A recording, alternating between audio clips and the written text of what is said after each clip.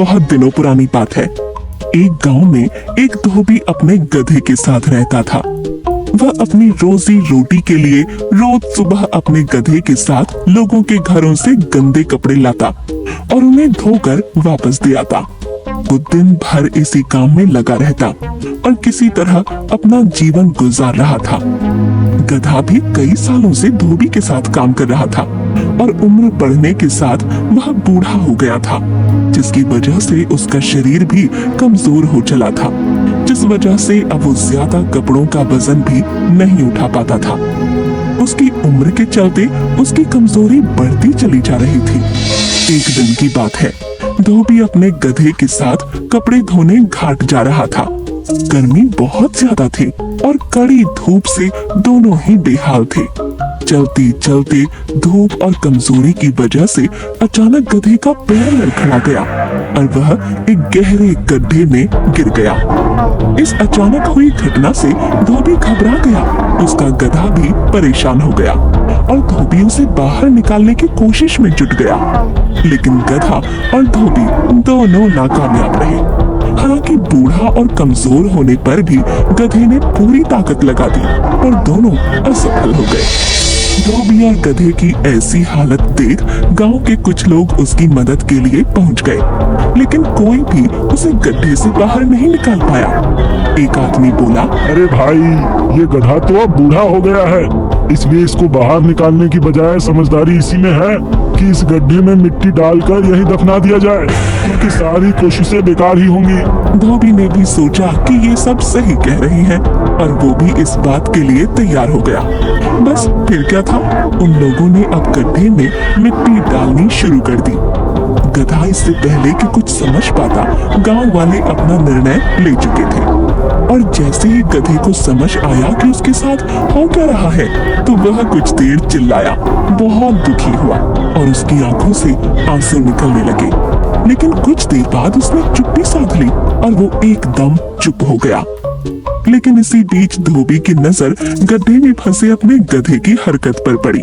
उसने देखा कि गधा कुछ अजीब सी हरकत कर रहा है। जैसे ही गांव वाले उस पर मिट्टी डालते, वो अपने शरीर से मिट्टी को नीचे गड्ढे में गिरा देता और खुद उस मिट्टी के ऊपर चढ़ जाता। वो लगातार ऐसा करता रहा। यही क्रम चलता रहा, जिससे गड्ढे में मिट्टी तो भरती रही, लेकिन गधा बड़ी चतुराई से उस मिट्टी को अपने ऊपर से नीचे झटक कर गिरा देता और खुद उस पर चढ़ते हुए ऊपर आता गया और आखिरकार गधा उस गड्ढे से बाहर आ ही गया। गांव वाले भी ये देख हैरान हो गए और अपने गधे की इस चतुराई को देखकर धोबी भी हैरान रह गया और उसकी आंखें नम हो गईं। तो दोस्तों, इस कहानी से समझ आता है कि परिस्थितियां भले ही कितनी मुश्किल और नाजुक क्यों न हो, अगर बुद्धि, समझदारी और धैर्य से काम लिया जाए तो मुश्किल से मुश्किल परिस्थिति को भी पार कर सकते हैं। यह कहानी एक चतुर गधे की है। वैसे लोग गधे को एक मूर्ख प्राणी मानते हैं, लेकिन यह गधा मूर्ख नहीं था, बल्कि दूसरों को मूर्ख बनाने में माहिर था। वह अपने इलाके में किसी बाहरी जानवर को रहने नहीं देता था। हमेशा बड़े आराम से घास और छोटे मोटे फल खाते रहता था। उसने अपना नाम स्वयं घोषित होशियार चंद रख दिया था। छोटे मोटे पशु पक्षी उसे होशियार के नाम से ही बुलाते थे। एक दिन होशियार के पास एक हिरण का जोड़ा आ गया। हिरण और हिरनी ने जब आसपास घास की हरियाली देखी तो दोनों के मुंह में पानी आ गया। उन दोनों ने विचार बना लिया कि यहीं रहेंगे, हरी हरी घास खाएंगे और जिंदगी मजे से कट जाएगी। होशियार गधे की नजर हिरण और हिरनी पर पड़ी तो वह उन्हें वहाँ से हटाने के बारे में सोचने लगा। वह झट से उनके पास पहुँच गया। अरे, तुम लोग यहाँ भटक कर कैसे आ गए? भैया, यहाँ की हरियाली हमें खींच लाई है। ये तो हमारे मन को बहुत ही भाई है। अरे अरे अरे अरे, तुम भी इस हरियाली के धोखे में आ गए। ये तो शेर सिंह का इलाका है। हरी घास के लालच में जानवर यहाँ आते हैं और शेर सिंह का शिकार बन जाते हैं। तुम दोनों को देखकर मुझे बड़ी ही दया आ रही है। यहाँ धोखे में आकर जान देने का मतलब ही क्या है? अरे अभी तुम दोनों की उम्र ही क्या है? हाय भैया, यहाँ तो जान का खतरा है। अब हमें यहाँ नहीं रुकना चाहिए। जान है तो जहान है, हम यहाँ से चले जाएंगे। होशियार समझ गया कि अब उसकी युक्ति काम कर गई है। इतने में सचमुच किसी शेर की दहाड़ सुनाई पड़ी। हिरण हिरनी के साथ होशियार भी डर गया। हिरण और हिरनी झाड़ी में जाकर छुप गए। शेर की आहट पाते ही होशियार समझ गया कि वह तो भाग भी नहीं पाएगा और यदि कोई चतुराई नहीं दिखाई तो मामला बिगड़ जाएगा। वह आसपास छिपने के बारे में भी सोच रहा था, लेकिन सही जगह नहीं पा रहा था। उसके इतना सोचते ही शेर उसके करीब आ गया। तुम कहाँ से बीच में आ गए? हिरन कहाँ है? मुझे अभी अभी हिरन की गंध आई है। जल्दी से बताओ, मुझे बहुत भूख लगी है। शेर की बात सुनकर पहले होशियार ने सोचा कि हिरण हिरनी के बारे में बता दिया जाए, लेकिन उसी पल उसके मन में दया भी आई और उसने अपने दिमाग की बत्ती जलाई। अरे महाराज, हिरन और हिरनी यहाँ आए तो थे, लेकिन मैंने ही उन्हें भगा दिया। वो मान नहीं रहे थे। मेरा उनसे झगड़ा भी हुआ, हाथापाई भी हुई। यहाँ बड़ी देर तक रहे, इसलिए उनकी गंध आपको आ रही है। अच्छा, अब झटपट बताओ, वे दोनों किस तरफ गए हैं? होशियार ने तुरंत शेर को उल्टी दिशा की तरफ इशारा कर दिया। शेर भागते हुए निकल गया। हिरन और हिरनी झाड़ी से बाहर आ गए। उन्होंने होशियार का बहुत आभार माना। आपका बहुत बहुत धन्यवाद। आपने हमारी जान बचा ली। हमारे तो प्राण सूख गए थे, लेकिन आपकी युक्ति से शेर नामक बला टल गई। अच्छा, तो हम चलते हैं। हिरन और हिरनी चले गए। होशियार भी बड़े मजे से घास चरने लगा, लेकिन कुछ देर के बाद वही शेर फिर से आ गया। वह बड़े गुस्से में दिखाई पड़ रहा था, क्योंकि उसे कोई शिकार नहीं मिला था। क्यों बे गधे, मुझे तूने हिरन हिरनी का पता बताया, लेकिन वहाँ तो कोई भी हिरन नजर नहीं आया।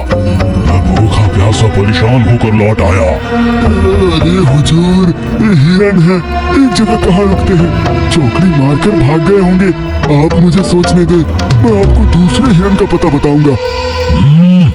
अब तो मैं कहीं नहीं जाऊंगा, तुझे ही खाऊंगा। शेर की बात सुनकर गधे के होश उड़ गए। वह मन ही मन सोचने लगा कि अब प्राण कैसे बचाए जाएं। उसने झट से चतुराई से काम लिया और एक पैर का लंगड़ा बन गया। अबे, इस तरह लंगड़ा कर क्यों चल रहा है? महाराज, मेरे पैर में कांटा गड़ गया है। पैर को दर्द ने जकड़ लिया है। ऐसा लगता है बड़ा जहरीला कांटा है। दर्द भी ऐसा हो रहा है जैसे बिच्छू ने डंक मार दिया हुआ। तो बातें बना रहा है। शिकार लंगड़ा ही सही, मैं तो तुझे खाऊंगा। हुजूर, मेरे पैर में जो कांटा गड़ा है वो बहुत बड़ा है। यदि आप या आपका परिवार मुझे खाएगा तो वो कांटा किसी के भी मुंह में चला जाएगा। मैं आपका आहार बनने के लिए तैयार हूँ, लेकिन पहले आप मेरे इस कांटे को निकाल दीजिए। इसके बाद मुझे खाने का मजा लीजिए ना। मैं तो आपके सामने हूँ, कहीं नहीं जाऊंगा। जाना चाहकर भी नहीं जा पाऊंगा। कृपया करके कांटा निकाल दीजिए ना। शेर ने सोचा कि गधा है, लेकिन बात सही कह रहा है। इसका कांटा निकालने में समय ही कितना लगेगा। पहले कांटा निकालता हूँ, फिर इसे मारता हूँ। ऐसा तंदुरुस्त गधा फिर कहाँ मेरे हाथ आएगा। आज मेरे पूरे परिवार का पेट भर जाएगा। अच्छी बात है, सबसे पहले तेरा कांटा ही निकाल देता हूँ, इसके बाद तुझे अपना खाना बना लेता हूँ। हुजूर, मेरे पीछे आइए, ध्यान से कांटा निकालिए। आपके तकदीर का दरवाजा खुल गया है। बड़ा अच्छा मौका मिल गया है हुजूर। क्या मतलब? मेरा मतलब है आपका दिन शानदार होने जा रहा है। शेर होशियार गधे के पीछे चला गया और जैसे ही पैर की तरफ देखने लगा कि होशियार ने बड़ी होशियारी से शेर के मुंह पर ऐसी दुलक्की मारी कि शेर को दिन में ही पूरे आकाश के तारे एक साथ नजर आने लगे। वह गिरा, उठा, फिर गिरा, फिर उठा और बेहोश हो गया। कहते हैं गधे की दुलत्ती गधा ही सह सकता है। शेर या दूसरे जानवर के बस की बात नहीं थी। शेर का जबड़ा पूरी तरह से टूट चुका था, शरीर जगह जगह फूट चुका था। इस तरह से होशियार गधे ने बड़ी चतुराई से शेर को मारकर अपनी जान बचा ली।